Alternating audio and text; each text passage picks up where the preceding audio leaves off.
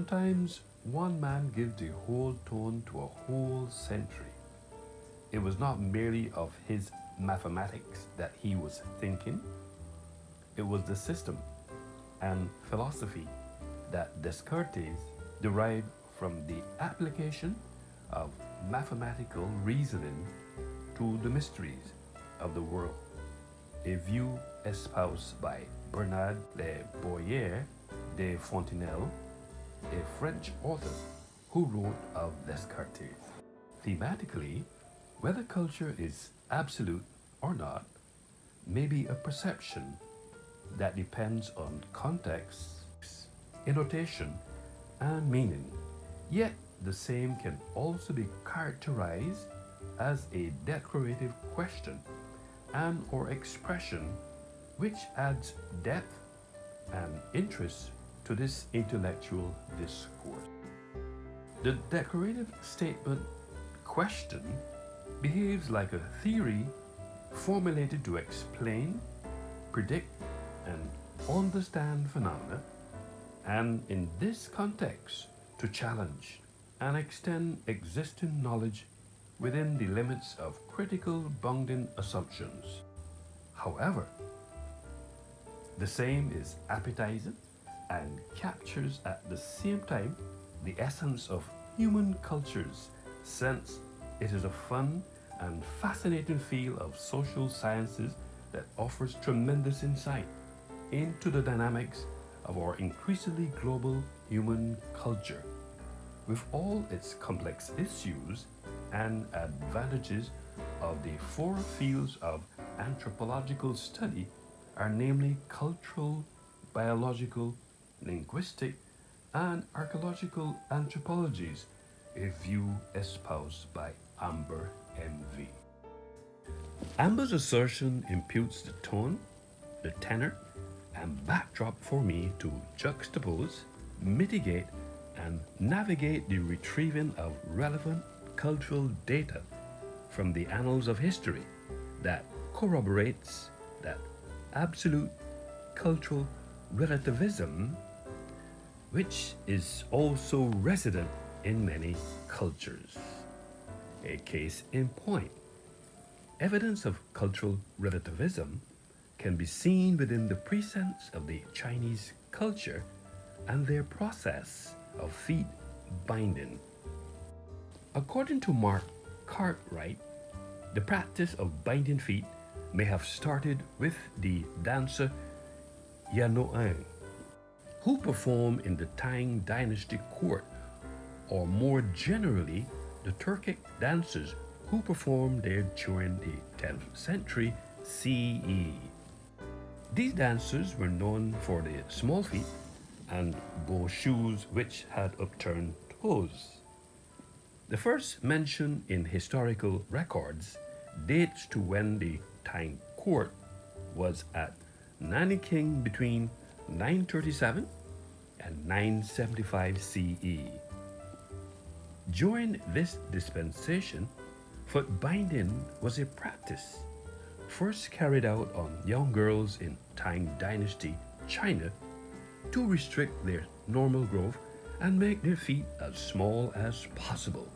Considered an attractive quality, the effects of the process were painful and permanent.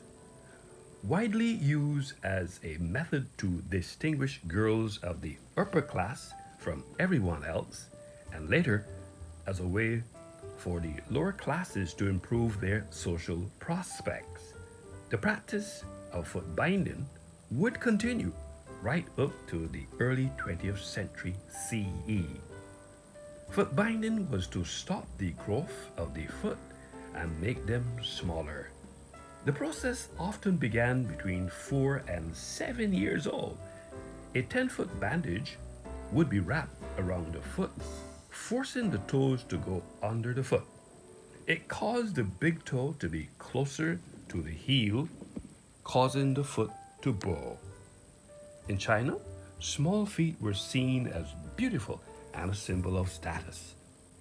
The women wanted their feet to be 3-inch golden lotuses. It was also the only way to marry into money. because men only wanted women with small feet. Even after this practice was banned in 1912, women still continued to do it.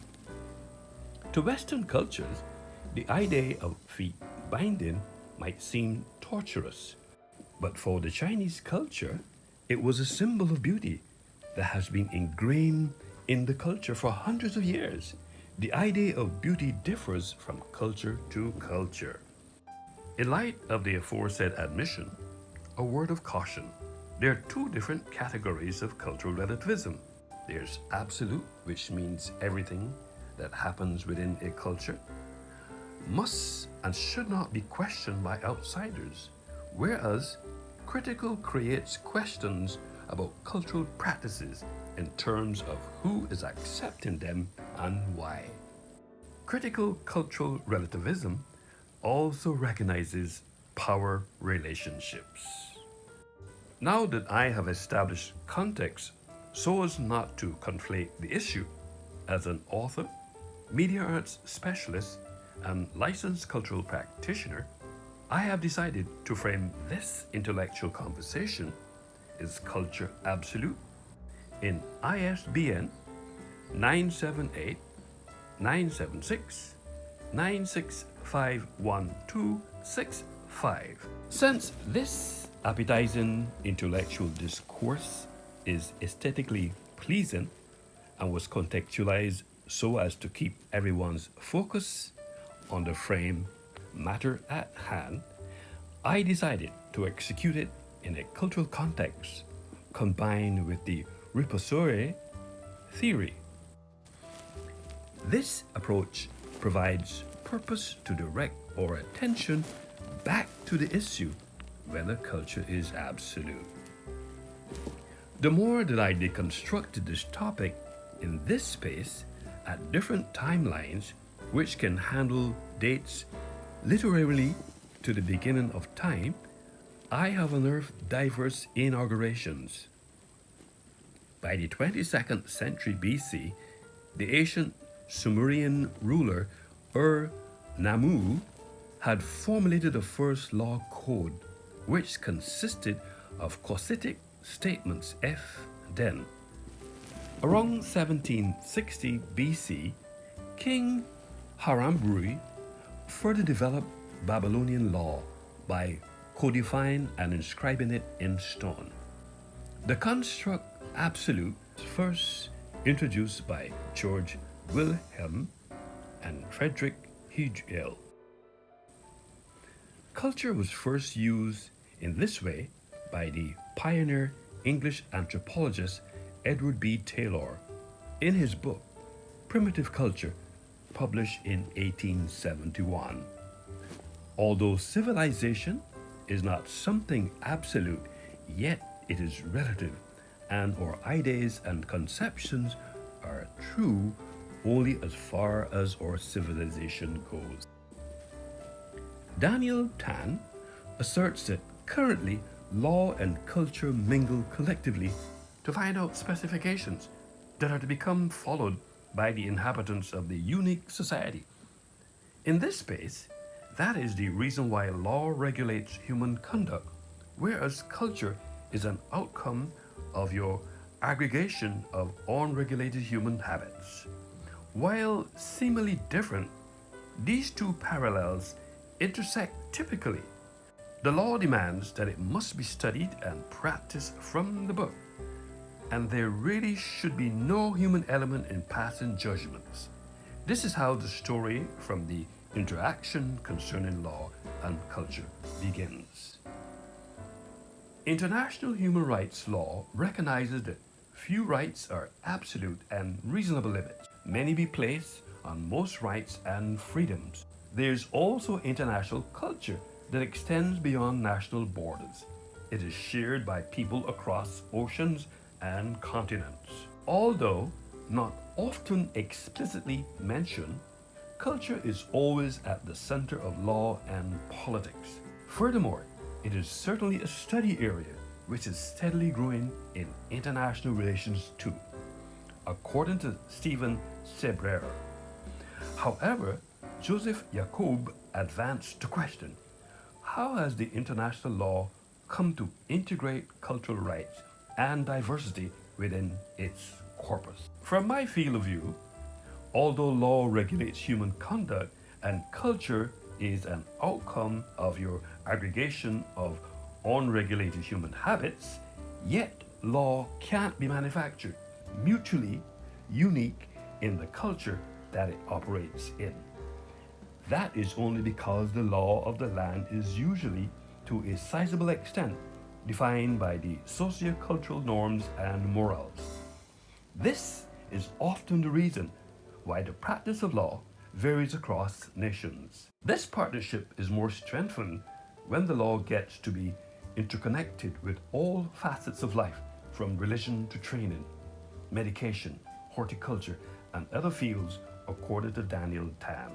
In conclusion, whether culture is absolute or not, cultural relativism is displayed in many cultures. There is a distinction commonly made between absolute and relative human rights. Plausibly, the theory absolutism is making normative ethical decisions based on objective rules.